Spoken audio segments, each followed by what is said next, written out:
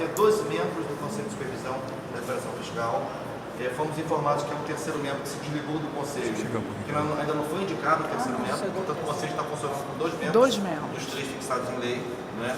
Lembramos duas coisas. Primeiro, lembramos todo o processo de elaboração da lei, ressaltando o aspecto dialógico entre o movimento, o PCCS já, entre a Assembleia e o governo estadual, na presença do próprio secretário de Saúde. Deixamos muito claro, portanto, que a lei votada não foi um arroubo do parlamento, não foi uma insubordinação, foi construída no diálogo a partir de uma mensagem enviada pelo governador. Primeiro aspecto. Lembramos também que antes disso, a lei que autorizou o Estado a aderir ao regime de recuperação fiscal fixou claramente uma excepcionalidade em relação ao PCCS da saúde, ou seja, a adesão ao regime estaria condicionada a não causar nenhum obstáculo à elaboração do PCCS da saúde. E essa lei está em vigor. Né? Mesmo que haja um obstáculo na lei complementar 159, que configura uma vedação mexer com o plano de carreiras agora, há pelo menos um conflito legal, claro. Né? Existem os impedimentos da lei complementar, mas existe a lei estadual de um Estado, que é um ente federado, tem autonomia, seu parlamento votou, portanto, no mínimo, o Conselho de Supervisão Fiscal tem que levar em conta que há um conflito legal. Né? O que me chamou a atenção, vou parar aqui agora nesse relato, os outros continuarem, chamou a atenção que no caso da lei que reduziu a alíquota do diesel, que portanto configura uma renúncia de receita, o que é também uma vedação prevista na lei complementar, quanto a essa questão da lei do diesel, o Conselho de Previsão sequer consultou a Procuradoria-Geral da Fazenda Nacional. Autorizou automaticamente, não viu nenhum problema. Por diante do caso do PCCS da Saúde, que é um conflito legal, que no mínimo eles não façam um relato, digamos assim, não deem um parecer conclusivo, negando, que no mínimo digam, olha, não podemos opinar conclusivamente que é um conflito legal que precisa ser dirimido e não será dirimido por nós. Então foi um pouco isso que depois os demais vão continuar e aperfeiçoar. Bom, rapidamente é o seguinte, ficou claro para nós aqui que é um argumento burocrático, técnico, mas que, obviamente, por trás disso há uma pressão política. Né? É o que a gente pensa. Nós ali argumentamos legal e tecnicamente, mas entramos também em que a gente compreende do processo. Nós estamos lidando com vida, nós estamos lidando com uma área fundamental para as pessoas. Nós não estamos lidando com algo secundário, nós estamos lidando com saúde, com prioridade, com vida. Né? E nós estamos já cansados de ver como é que a Constituição é desprezada, porque acima de lei complementar, acima de lei ordinária, tem uma coisa que chama Constituição Federal. E um governo como esse, que não tem compromisso constitucional da saúde, tem autoridade para falar de qualquer outra coisa, de plano de recuperação fiscal, qualquer outra coisa do tipo. Então, um governo que abre mão de receita todo dia, perdoando dívida, dando incentivo a combustível, fazendo todo tipo de anarquia e de imoralidade na Assembleia Legislativa, querendo discutir com a gente a legalidade da questão do PCCS. Então, tudo isso foi posto na mesa, uma reunião super tensa, né? E vamos dizer assim, uma excrescência da lei foi ter colocado nas mãos do Conselho o parecer. Eles tentaram, o Valdec, o Paulo Ramos, todo mundo tentou, o Leomar, tentaram na Assembleia retirar essa competência do Conselho, mas foi posto, né, que é um absurdo, uma lei colocada. E como eu disse no Ludberg na reunião, ele aqui vai falar para vocês, existe uma federação. O regime de recuperação fiscal ele não é feito com os estados igualmente. Então a especificidade da lei do Rio excepcionalizou o plano. E o quanto o veto não é derrubado, a lei não está completa, eles não podem simplesmente considerar a recuperação fiscal do Rio como é no Espírito Santo, como é na Bahia, ou em qualquer outro lugar. A lei do Rio, que autorizou o governo a assinar o regime de recuperação fiscal, tem uma especificidade. Então, esse regime foi assinado excetuando o plano de saúde. Então, o que foi solicitado a este Conselho, já que ele está com essa obrigação pela lei, é que ele simplesmente não opine. Ele diz o seguinte, há um conflito legal, devolva isso para o Executivo resolver, que aí nós vamos atuar em cima da pressão política, para que se execute o plano que hoje é lei, a sua execução.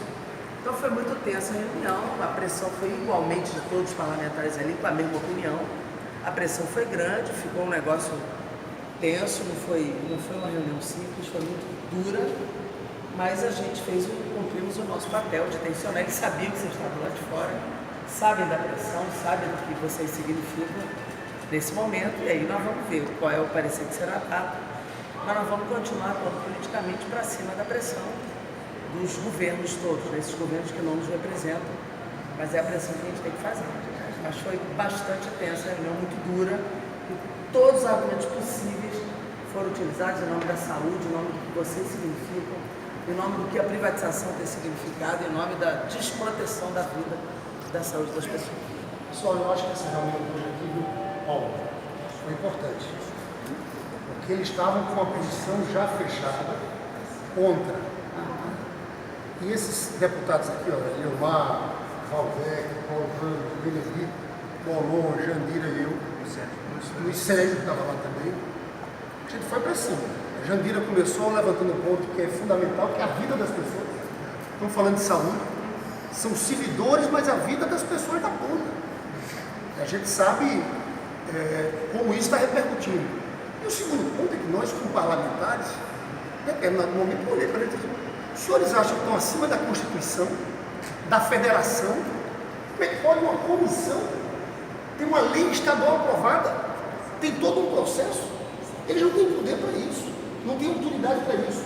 O Paulo Ramos então insistiu muito, né, Benedito, num caminho da reunião. Que eles achassem ali um caminho, mas eles não podiam decidir, dizer que não podem implementar o plano de cargos de saúde. Então eu acho que foi importante. Não sei a cabeça desse pessoal aí, vejam bem, são os tecnocratas que estão se achando acima de tudo, acima dos poderes, acima dos votos dos deputados. Mas eu acho que teve um efeito, porque deu uma dura nas argumentações. Porque eu penso o seguinte, o tensionamento feito por nós foi importante. Porque, apesar de falar que era uma questão técnica, nós vimos que não tem a questão técnica. O que está ali é uma questão política, uma determinação de governo que ele vai acompanhar. Ficou muito acuado quando nós começamos a falar a questão do diesel, se eles tinham dado alguma coisa. Não, mas eles acharam que ali não tinha absolutamente nenhum problema. Olha, mas sempre entendeu? Ali não, eles acharam que não era. E por conseguinte, estariam nesse momento fazendo com que nós pudéssemos compreender, não é, Paulo? Que eles eram um técnico, pura e simplesmente um técnico, e, portanto, eles estavam vendo a possibilidade de uma quebra do acordo feito pelo governo. Então, nós nos colocamos, eu coloquei a questão de que é uma ameaça, porque o tempo todo ameaçando, e a excepcionalidade, não teríamos a excepcionalidade. Então é importante que vocês saibam o seguinte, tem uma medida que é política, eles estão determinados a isso, não vamos nos enganar, né, Leonardo? Eles estão politicamente determinados, né, uma disfarçatez tremenda, e nós não temos nenhuma garantia de que vai mudar, eu não tenho, de que eles vão mudar parecer. Não, o parecer vai ser o mesmo, e foram bem intencionados para que, sendo o mesmo parecer, e o Paulo vai falar de que ele foi veemente nessa questão, que o parecer deles coloca o que eles acham que é legal, mas coloca também que há uma contradição aí na questão da lei. Há um conflito de lei que eles não podem ignorar no parecer. Espero que, se pelo menos eles fizerem isso, nós já demos um passo adiante. Paulo é que vocês, mais. Eu estou aqui assim, né? A Jandira falou, né? Que a reunião foi tensa mesmo, porque também eles também levaram muita porrada. Esse aqui, viu? Esse aqui foi. Que pena que a gente está aqui no corredor. É demais. Que pena que a gente está aqui no corredor. As pessoas não estão vindo. E articular uma foi duríssimo. A gente tem que ter muita paciência. Não, foi duríssimo. Para aturar. Constrangedor, não foi constrangedor. E eu, depois de tudo, já foi relatado aqui, não precisa relatar mais. Só para dizer o seguinte, nós precisamos nos livrar dessa posição. Eles têm que encerrar o trabalho deles, qualquer que seja o parecer. O apelo para que eles deixassem, pelo menos, alguma sinalização de alternativa no parecer técnico deles. Mas eu acredito que o tempo já está demais com esse processo na mão dessa comissão. Deputado, Essa comissão tem que dar um importante que a parecer. gente tem que levantar. A gente tem que entender. O apelo foi feito. Não foi apelo político, nem apelo humanístico, apelo legal, dentro da lei, os dispositivos legais. Porque eles são advogados, estão cumprindo ordens, e eu não tenho dúvida, certamente preocupados também com a carreira deles, que hoje no serviço público, desgraçadamente, eles já foram escolhidos a dedo, eles não têm independência. A nossa pressão foi pelo menos sensibilizar com argumentos legais, argumentos jurídicos, para que eles deixem uma mínima fresta para que a gente possa continuar politicamente pressionando. Mas me parece, pelo tempo passado, que é preciso esgotar a relação com essa comissão. Qualquer que seja o parecer, qualquer que seja, de preferência, obviamente, e vamos tentar insistir nisso, um parecer que deixe uma jogada aberta, que as contradições são várias. Em relação ao dízimo, o argumento é um, em relação ao plano de carreira, o argumento é outro, mesmo diante de leis estaduais, que conflitam Eu também tenho uma pergunta a com a fazer. operação fiscal. Tinha duas perguntas. Então, para encerrar, é dizer isso, ó, vamos tentar superar a relação com a comissão, porque já está muito angustiante. Na realidade, aliás, politicamente- o governo se utiliza deles para procrastinar também. Sim. Então é preciso, nós precisamos sair dessa etapa e partir para outra. Só falar Deixa eu só colocar, eu tenho uma coisa que eu acho importante agregar. Primeiro, que é uma coisa de caráter político, né? Segundo, o parecer deles inicialmente foi enviado tanto para o governo do Estado, toda a parte jurídica do governo do Estado, como do governo federal. E disse que a resposta foi exatamente concordando com o parecer deles. Isso é uma coisa. Outra coisa é que ele disse que tem um rito esse parecer. Eles vão fazer o parecer. O parecer é encaminhado para o Ministério da Fazenda.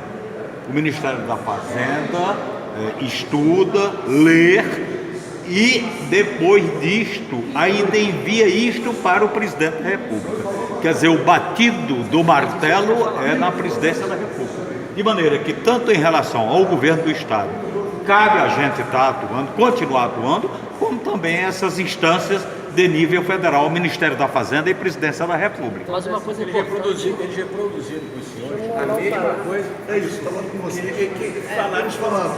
Só que são duas questões que eu quero colocar. O deputado quer fazer. As Eu queria considerações. só acrescentar uma coisa. Nós manifestamos lá que o fato de a adesão do Rio de Janeiro ter se dado após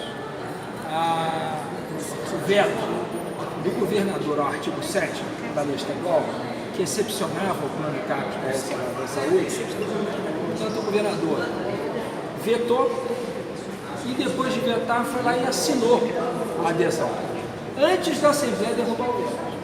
E nós dissemos a eles lá que, no nosso entendimento, essa condicionante ou essa exceção que estava na lei, ela tem que ser considerada para evitar que a implementação do PCCS seja considerada uma exceção, uma violação do regime fiscal. No nosso entendimento não é. Porque a Assembleia Legislativa, através dos deputados estaduais que estão lá, colocaram essa exceção na lei, o governador vetou e antes que a Assembleia derrubasse o veto, ele foi lá assinar a adesão. No nosso entendimento, ele atropelou a vontade da Assembleia, que era deixar claro que o regime não poderia atrapalhar a implementação do PCCS. A visão do Conselho é diferente da nossa, mas eu fiz um pedido ali para que isso constasse do parecer deles, qualquer que fosse a conclusão, porque isso constando, essa confusão que o governador fez com o veto, é um argumento que nós podemos averiguar a possibilidade de usar isso na justiça para mostrar que, de fato, o BCCS não viola o regime de recuperação. Portanto, se isso constar do parecer, pode eventualmente ser um argumento que nós venhamos a levar à justiça para garantir que a lei estadual não fere o regime de recuperação fiscal. Tem duas coisinhas. Eu também tenho uma para colocar.